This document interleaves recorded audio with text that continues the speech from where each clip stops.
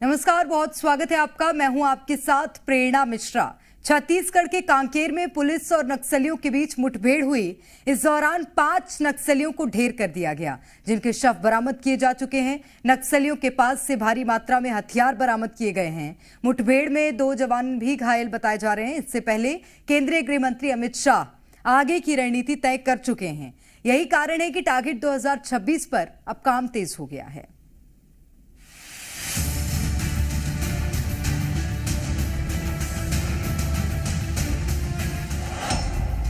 जवानों ने तेज किया अभियान।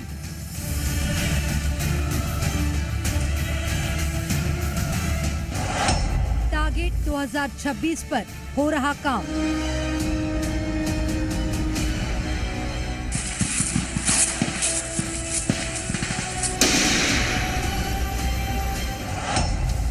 पांच नक्सली ढेर, जवानों को मिली सफलता।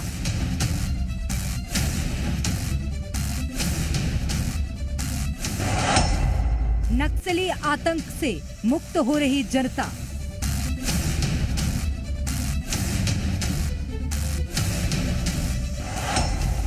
ऑपरेशन लाल आतंक।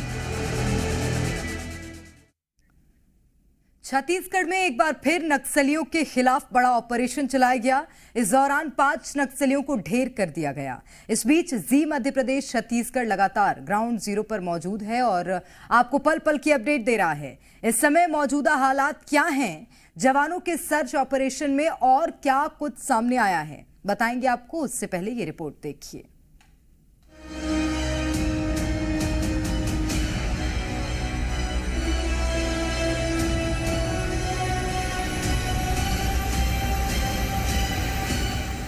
केंद्रीय गृह मंत्री अमित शाह ने नक्सलियों को लेकर बहुत पहले ही एक बात साफ कह दी थी कि साल 2026 तक छत्तीसगढ़ से नक्सलवाद पूरी तरह खत्म हो जाएगा। मुझे विश्वास है कि हमारी लड़ाई अंतिम चरण में पहुंची है और हम देश को 2026 मार्च तक पूर्णतया नक्सल समस्या से मुक्त कर पाएंगे। यही कारण है कि लाल आतंक पर प्रहार अब तेज हो गया है। पहले 4 अक्टूबर को सुरक्षा बलों ने 31 नक्सलियों को ढेर किया और आज 16 नवंबर को एक बार फिर नक्सलियों पर तेज प्रहार किया गया और 5 नक्सलियों को ढेर कर दिया गया। इलाके में जवानों की ओर से अब भी सर्च ऑपरेशन जारी है। टेगामेटा और काकूर के जंगल में सुरक्षा बलों और नक्सलियों के बीच आज तड़के सुबह मुठभेड़ हो गई और मुठभेड़ में जवानों ने 5 नक्सलियों को ढेर किया है। अंदाजा लगाया जा रहा है कि ढेर हुए नक्सलियों की संख्या में और इजाफा हो सकता है। वहीं दूसरी ओर 2 जवानों को घायल होना पड़ा है। इसके अलावा इलाके में अभी भी मुठभेड़ का सिलसिला जारी है। दोनों ओर से रुक रुक कर फायरिंग की जा रही है। बताया जा रहा है कि पोलित ब्यूरो मेंबर करोड़ों का इनामी अभय को घेरने की रणनीति बनाई गई थी। इनपुट मिला था जवानों को कि अभय जो है अपने बड़े लीडरों के साथ काकूर और टेकामेटा के जंगलों में आया हुआ है। जिस इनपुट पर सुरक्षा बल के जवानों ने रणनीति तैयार की, टीम गठित की और कांकेर और नारायणपुर के 2 जिलों के डीआरजी, बीएसएफ और एसटीएफ के जवानों के बीच साथ जो है यह टीम गठित हुई और टीम जो है रात में ही इनपुट के बताए गए जगह पर निकल गई और रात होने के बाद तड़के सुबह जो है नक्सलियों ने जवानों को देखकर फायरिंग शुरू कर दी। बताया जा रहा है कि रुक रुक कर फायरिंग हो रही है। वहीं दूसरी ओर जब पार्टी बाहर निकल कर आएगी तभी तमाम चीजें स्पष्ट हो पाएगी कि सुरक्षा बलों को कितनी बड़ी सफलता हाथ लगी है और नक्सलियों को कितनी बड़ी नुकसान का सामना करना पड़ा है। जो 5 नक्सली ढेर हुए हैं उनकी शिनाख्ती होगी तो स्पष्ट हो पाएगा कि क्या सुरक्षा बलों ने अपने रणनीति में सफलता हासिल की है, क्या अभय को जवानों ने ढेर कर लिया है। 15 नवंबर को जॉइंट ऑपरेशन के लिए निकले थे जवान। जॉइंट ऑपरेशन के लिए निकले थे 1400 जवान। 16 नवंबर सुबह 6 बजे नक्सलियों के साथ हुई मुठभेड़। करीब 25 थी नक्सलियों की संख्या। मुठभेड़ में ढेर हुए 5 नक्सली। कई नक्सलियों को लगी गोलियां। इस मुठभेड़ में कई नक्सलियों के घायल होने की भी खबर है। वहीं 2 जवानों को भी गोली लगी है, जिन्हें रायपुर एयरलिफ्ट किया गया है। फिलहाल दोनों की स्थिति खतरे से बाहर है। जिला नारायणपुर एवं कांकेर की सीमावर्ती अबुजमाड़ क्षेत्र में सुरक्षा बल एवं माओवादी के बीच में मुठभेड़ हुई। मुठभेड़ के पश्चात इलाका में सर्चिंग के दौरान अब तक 2 महिला माओवादी सहित कुल 5 वर्दीधारी माओवादियों का डेड बॉडी रिकवर किए गए थे। इस मुठभेड़ के दौरान हमारा 2 जवान घायल हुआ, दोनों का भी बेहतर इलाज के लिए इवैक्यूएशन किए गए थे, हॉस्पिटल में भर्ती हो गए। दोनों की स्थिति अभी सामान्य एवं खतरे से बाहर है। अभी भी आसपास इलाके में सर्चिंग जारी है। सर्चिंग के उपरांत और विस्तार से संपूर्ण जानकारी हम शेयर करेगा। इस अभियान में DRG, Bastar fighter, STF, BSF का संयुक्त बल शामिल रहा। दोनों जिला का सीमावर्ती क्षेत्र जिला कांकेर एवं नारायणपुर का, और एग्जैक्टली कितना संख्या में कौन कौन से बल शामिल रहा और अन्य जो डिटेल है अभी अभियान कंप्लीट होने के पश्चात शेयर की जाएगी। अभी भी लगातार सर्चिंग जारी और सुरक्षा बल की स्थिति अभी मजबूत है। और इस क्षेत्र में जो आमतौर पर अबुजमाड़ क्षेत्र के जो माड़ डिवीजन का, उत्तर बस्तर डिवीजन का माओवादी का उपस्थिति रहते हैं और माओवादियों का जो डेड बॉडी का शिनाख्ती कार्रवाई भी की जा रही है। शिनाख्ती जैसा पूर्ण होना चाहिए उसके पश्चात उनका भी डिटेल शेयर की जाएगी। जानकारी के मुताबिक पुलिस को पुख्ता सूचना मिली थी कि कांकेर और नारायणपुर जिले की सरहद से लगे महाराष्ट्र बॉर्डर पर नक्सली लीडर समेत बड़ी संख्या में नक्सली मौजूद हैं। इसके बाद फोर्स को रवाना किया गया था। शनिवार सुबह अबुजमाड़ के जंगल में दोनों राज्यों की पुलिस फोर्स नक्सलियों के ठिकाने पर पहुंची तो नक्सलियों ने जवानों पर गोलीबारी शुरू कर दी। वहीं दूसरी ओर मामले में सरकार का कहना है कि हमने मोदी की गारंटी में ये वादा किया था कि छत्तीसगढ़ से नक्सलवाद को खत्म करेंगे। उसी दिशा में जवान लगातार कार्रवाई कर रहे हैं। बनने के बाद डबल इंजन की सरकार बस्तर को नक्सलवाद से मुक्त करने के लिए, बस्तर में शांति और विकास के लिए हमारे सुरक्षा बल के जवान मजबूत कार्यवाहियां कर रहे हैं। सुदूर क्षेत्रों में भी जाकर सर्चिंग ऑपरेशन कर रहे हैं, नक्सलियों से मुकाबला कर रहे हैं। और एक तरफ जहां हमारे सुरक्षा बल के जवान सुदूर क्षेत्रों में जाकर नक्सलियों से मुकाबला कर रहे हैं, वहीं हमारी सरकार बस्तर ओलंपिक जैसे आयोजन करके बस्तर के नौजवानों के प्रतिभा को उभारने का काम, उन्हें मुख्य धारा में जोड़ने का काम, उन्हें विकास के साथ जोड़ने का काम हमारी सरकार कर रही है। केंद्रीय गृह मंत्री अमित शाह ने 24 अगस्त को राजधानी रायपुर में देश से नक्सलियों के खात्मे की जो डेडलाइन तय की थी, छत्तीसगढ़ सरकार धीरे धीरे उस दिशा में आगे बढ़ रही है। शाह ने कहा था कि मार्च 2026 तक पूरा देश नक्सल मुक्त हो जाएगा। इसके साथ ही उन्होंने ये भी कहा था कि नक्सली हथियार छोड़ें, नहीं तो परिणाम भुगतने को तैयार रहें। यही वजह है कि अब जवानों ने लाल आतंक पर प्रहार भीषण कर दिया है और आने वाले दिनों में और भी बड़े ऑपरेशन देखने को मिल सकते हैं। ब्यूरो रिपोर्ट, जी मीडिया।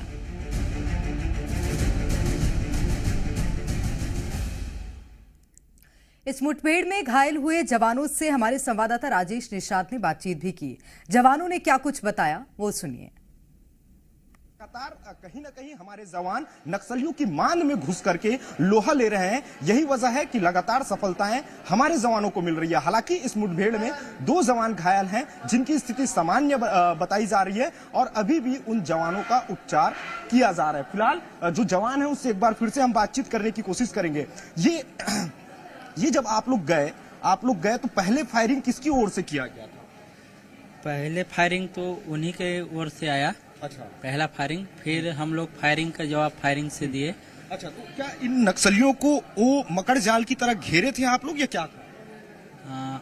हम लोग चल रहे थे, वैसी मतलब अचानक सामने में आए। अच्छा, तो हम लोग घेराबंदी किए।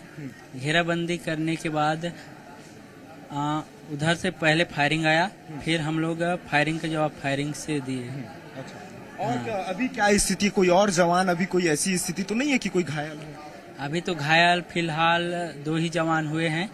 बाकी जो डेड बॉडी नक्सलियों की मिली है, अभी भी मतलब कुछ नक्सलियों को गोली लगी है, तो अभी मतलब सर्च जारी है, कितना मिलेंगे ये सब। अच्छा, अभी भी सर्चिंग जारी? हाँ, अभी भी सर्चिंग। अभी भी गोलियां चल रही है वहाँ? हाँ, अभी भी गोलीबारी हो रही है। अभी भी। अच्छा, अभी भी गोलीबारी। हाँ, कौन कौन से अफसर नेतृत्व कर रहे हैं?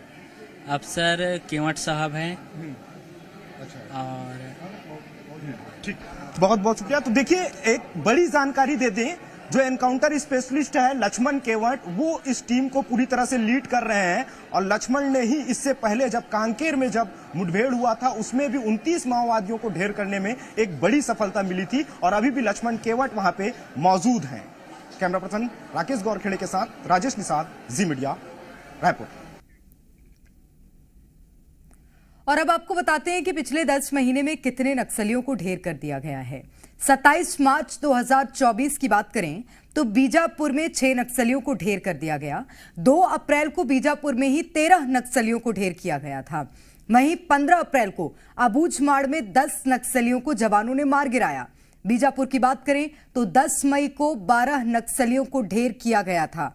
वहीं 23 मई को नारायणपुर में 8 नक्सली ढेर हुए।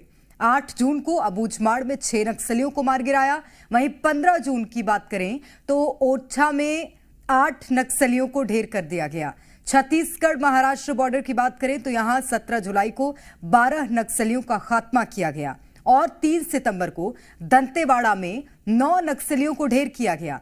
6 सितंबर को 6 नक्सली, 24 सितंबर को 3 और 4 अक्टूबर की बात करें तो 31 नक्सलियों को ढेर किया गया। और ये सबसे बड़ा जो ऑपरेशन था ये माना गया था।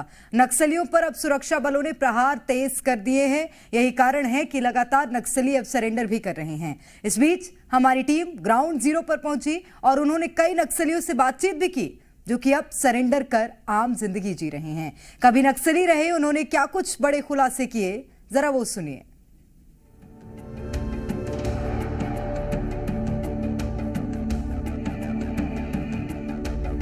कैसे मन बनाए सरेंडर करने का? सरेंडर तो पहले मैं 2007 से संगठन में भर्ती हुआ था। हाँ। समय से 2017 तक पार्टी में काम किया। 10 साल? जी। हाँ। 10 साल। उसके बाद 2017 में छोड़ दिया मैं संगठन से, क्योंकि हमारा रहते समय जो पुलिस मुखबिरी बना के जो मार देते थे उन लोग, और गांव वालों को परेशान करते थे, इसलिए मेरा मन किया कि इस पार्टी से हटना है करके। 2017 में ही? जी। हाँ। उसी समय छोड़ दिया। मेरे को अच्छा नहीं लगा कि मार रहे थे, परेशान कर रहे थे गांव वालों को। पुलिस मुखबिरी करना, मारना, ये ठीक नहीं लगा, इसलिए मैं छोड़ दिया। उसी समय पार्टी को छोड़ के 2017 में सरेंडर करने आ रहा था मैं, तो मेरे को गांव में पकड़ के फिर ले गए उन लोग। अच्छा। मतलब कोडलेर में पकड़े मेरे को, सरेंडर होने के लिए आ रहा था मैं, तब पकड़ के दुर्वेड़ा ले गए। उसके बाद पूछताछ चला, उसके बाद फिर मेरे को दूसरा गांव में रख दिए थे। इधर कुतुल से आगे भटनार करके एक गांव है, वो गांव में रख दिए थे मेरे को। पूरा प्रतिबंध कर दिए थे, घूमना फिरना सब मना किए थे। मतलब कैदी बना दिए थे? जी पूरा एकदम प्रतिबंध लगा दिए थे। बाजार आने के लिए भी मना था, एकदम मना था। इसलिए कभी कभार बहुत परेशान आता था मेरे को, क्योंकि इलाज भी नहीं मिलता था वहाँ, डॉक्टर लोग नहीं आते थे। इसलिए मैं अनुमति मांगा, फिर अनुमति दिए गांव वालों से, कुतुल तक जा सकते हो ऐसा बोले, तब कुतुल तक बाजार आना और इलाज के लिए आता था मैं, ऐसे ही था। उसके बाद फिर परिवार वालों ने भी बोले इतना परेशान है, इसलिए सिलेंडर होने से ठीक है बोले। तो मत कैसे चले गए थे, क्या सोच के चले गए थे? जी, क्योंकि मेरा घर एनमटा में है, गांव एनमटा में। घर थोड़ा किनारे था हमारा घर, इसलिए उनका आना जाना ज़्यादा था उनका।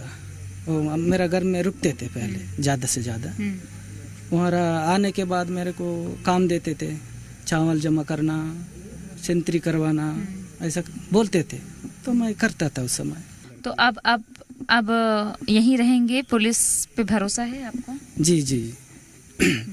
घर तो जा नहीं सकता मैं अभी, यहीं रहना पड़ेगा। अब यही घर है आप? जी है ना? जी। तो नई शुरुआत करेंगे अच्छे से? जी। क्या बोलेंगे और अपने साथियों को जो भटक गए हैं वहाँ हैं, क्या बोलेंगे? उनको तो मेरा कहना का है कि जितना भी अब हमारा इलाका से है उन लोग पूरा वापस आए और मुखिया धारा में शामिल हो जाए करके, ही मेरा कहने का है। ठीक। आपको कुछ लाभ मिला है सरकार की तरफ से? लाभ तो सिलेंडर की उस समय बताए देंगे, हाँ देंगे बोल के, तो नहीं दिए हैं। अच्छा जी पूरा क्लियर बातचीत भी नहीं हुआ है, इसलिए बता नहीं सकते थे। अच्छा ठीक है।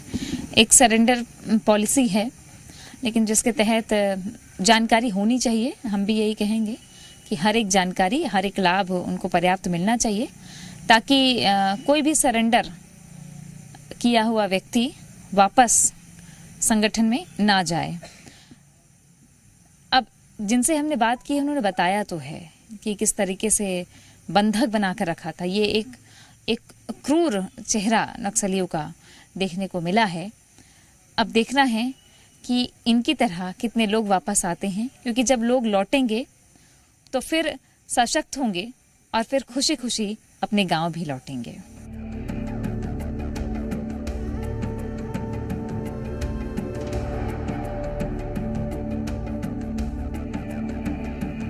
नवीन जी, आपसे मैं सबसे पहले यही जानना चाहूंगी कि महिलाएं जो होती है, क्योंकि कई बड़ी जो वारदातें होती है उसमें सबसे ज्यादा देखा जाता है कि महिला नक्सली बताते हैं, जो जवान घायल रहते हैं, कि महिला नक्सली बड़ी संख्या में थी।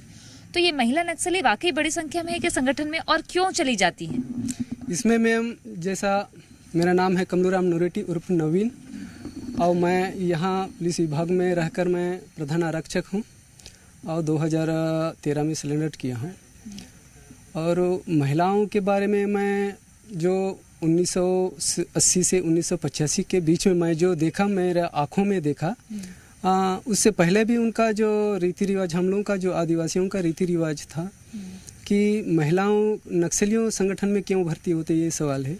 तो मैं जो पहले हमारे जो रीति रिवाज थी, तो ऐसा थी कि जिससे मंगनी होती थी, मतलब मंगनी जो करते थे केवल उसी को जाना है और दूसरा को नहीं जाना है। हाँ, अगर दूसरे से नहीं करना है, हाँ, जिससे तय हो गया उससे ही करना है, उसी से करना है। अगर दूसरे के लिए चले जाती तो वो महिला को ऊपर बहुत दंड दिया जाता था। एक तो मुंडन किया जाता था, और दूसरा चीज मुंडन करके उसको छोड़ देते थे, और दूसरा चीज है एक जो होता है, एक बेलवा बोलते हैं, गोंडी में कोहका बोलते हैं, उसको जो इसमें ये कर देते थे, जो ये नस में डाल देते थे। उससे क्या होता था? उसमें गाँव होता था, जो चल नहीं पाती थी। ओहो, इतना शोषण, इतना प्रताड़ना। वो भेलवा जो होता है उसको काजू, अभी हम लोग बोलते हैं काजू को उसमें नस में डाल देते थे। तो मतलब 5-6 दिन 7 दिन तक, 1 सप्ताह 2 सप्ताह तक वो अंदर ही रहते थे, ताकि चल ना पाए, इसके लिए वो डाल देते थे। और दूसरी चीज, एक तो वो क्या बोलते हैं, लगाव, गुर्दा बोलते हैं हम लोगों के जो भाषा में, गुर्दा। वो गुर्दा जो पहले जो अंग्रेजी लोग कैदी लोगों को जो पहनाया जाता था, वो गुर्दा भी पहनाया जाता था जो महिलाओं को। इस कारण और बहुत सारा ऐसी आर्थिक भी परिस्थिति थी, मतलब परिस्थिति है, उसी हिसाब से इन लोग नक्सली संगठन में सबसे ज्यादा महिलाएं सबसे ज्यादा चली जाती। कितने प्रतिशत महिलाएं? इसमें जो नक्सली संगठन में 40% ऐसी भर्ती होते हैं। छोड़ने का मन कैसे बनाया आपने? 2012 में लास्ट में है, तो मैं बहुत सोचा कि ये ठीक नहीं है, तो फिर मैं अपना सिलेंडर का रास्ता, और प्रशासन शासन से भी अपर मिला था कि सिलेंडर हो जाओ तो यहाँ नौकरी मिलेगा और यहाँ बहुत सारा सुविधा मिलेगा, बोले तो फिर आप सरेंडर कर दिए। आप कैसे यहाँ पे काम करते हैं? ऑपरेशन में जाते हैं क्या आप? यहाँ का गश्त के बारे में तो मेरे छप्पे पे अबुझमाड़ जो दोनों एरिया है, एक तो उत्तर बस्तर डिवीजन को भी छप्पे पे जानता हूँ, और माड़ डिवीजन को तो फिर पूरे ही जानता हूँ कि मेरे को यहाँ से निकलते तक और यहाँ से निकलते तक थोड़ा डर लगता है, क्योंकि रोड ये कि तो जंगल अंदर घुसता हूँ तो मेरे को कोई दिक्कत नहीं है। अच्छा। मैं कहीं से भी अपनी पार्टी निकाल सकता हूँ। अच्छा। कितने ही उनका कंपनी रहे, प्लाटून रहे, मैं निकाल सकता हूँ। मेरे को अच्छे एरिया के बारे में, गांव के बारे में, नाला के बारे में, पहाड़ों के बारे में अच्छी तरह जानकारी है। यही एक जज्बा है कि देखिए, पहले तो संगठन में रह करके आवाज उठाना और बोलना, उसके बाद फिर जब लगा कि क्योंकि मरना कोई विकल्प नहीं है, विकल्प ये है कि जिंदा रहकर अपनी सोच को बिखेरना, अपनी सोच को जिंदा रखना अपने लोगों के लिए। यही काम नवीन जी आज भी कर रहे हैं इसी उद्देश्य के साथ। हमारी कामना है कि वो सफल हों और हमेशा सुरक्षित रहें।